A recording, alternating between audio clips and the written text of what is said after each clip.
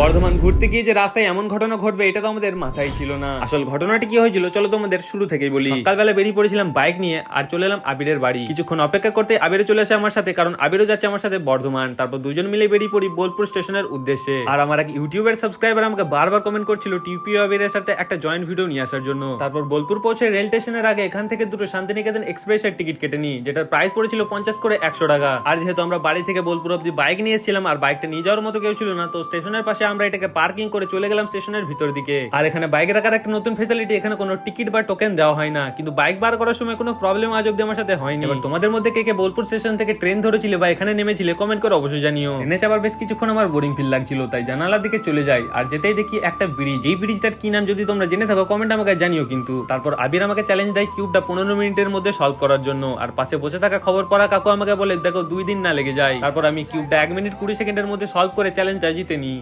এই যে ট্রেনটা চললো এরকম ট্রেনই বেরিয়ে যাবে তবে তো চারদিকে দিতে হবে। এই যে এত বাস এত জিনিস সোজা যাওয়ার মানে কি ভালো লাগে কি বলতে এরপর কি করলাম পার্ট 2 দেখার জন্য ফলো করে রাখো।